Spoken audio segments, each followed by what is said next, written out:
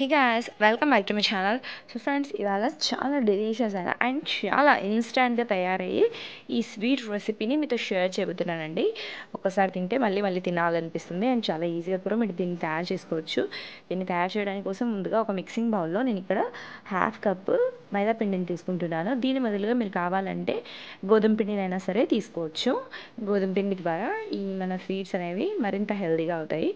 ఆ తర్వాత చూడండి, ఇక్కడ 1/3 కప్పు లేదా 3 టేబుల్ స్పూన్ల పౌడర్డ్ షుగర్ని నేను ఇక్కడ యాడ్ చేస్తున్నాను. మీరు కావాలంటే నార్మల్ చక్కెరనైనా యాడ్ చేసుకోవచ్చు, కానీ అది కరగడానికి కాస్త టైం పడుతుంది. ఆ తర్వాత చూడండి, ఇందులోకి ఓ ½ కప్పు పాలని నేను యాడ్ చేసుకుంటూ దీని యొక్క పర్ఫెక్ట్ థిక్నెస్తో గల బ్యాటర్ అనేది తయారు చేసుకోండి. అండ్ ఒకవేళ మీరు ఛానల్ కొత్తగా వచ్చుంటే మరిన్ని ఇలాంటి కొత్త ఇంట్రెస్టింగ్ వీడియోస్ అందరికన్నా ముందు చూడడానికి కోసం ఛానల్ని సబ్స్క్రైబ్ చేసుకుని అలాగే దాని పక్కన బెల్ని క్లిక్ చేసేయండి.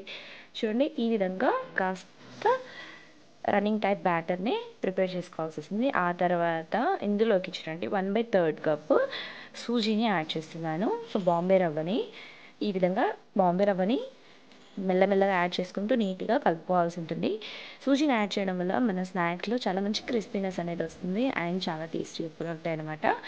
సో ఈ విధంగా మీరు దీన్ని నీట్గా మిక్స్ చేసేసుకోండి. ఒకవేళ మీరు కావాలంటే పాలకి బదులుగా వాటర్ని అయినా సరే ఇక్కడ ఈ బ్యాటర్ని ప్రిపేర్ చేయడానికి యూస్ చేయొచ్చండి.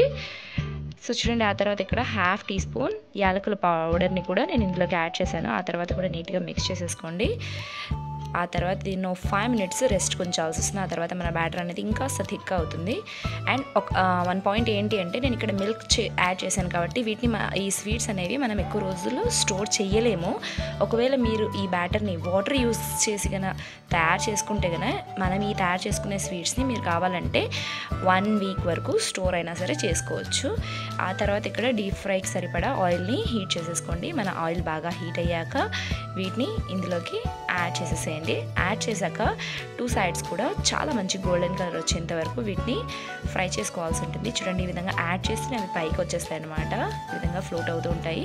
అదే ఆటోమేటిక్గా దాని డైరెక్షన్ అనేది కూడా చేంజ్ చేసుకుంటూ ఉంటాయి. ఈ విధంగా 2 సైడ్స్ కూడా గోల్డెన్ కలర్ వచ్చిన తర్వాత వాటిని సైడ్ ప్లేట్లోకి తీసేసుకొని సర్వ్ చేసేసుకోవడమేనండి.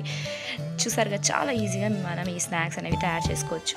మీరు కూడా తప్పకుండా ట్రై చేసి మీకు టేస్ట్ ఎలా అనిపించిందో నాకు తప్పకుండా కమెంట్ ద్వారా తెలియజేయండి. వీడియో నచ్చితే లైక్ చేసి మీ ఫ్రెండ్స్ అండ్ ఫ్యామిలీతో దీన్ని షేర్ చేసి తప్పకుండా ఛానల్ని సబ్స్క్రైబ్ చేసుకోండి.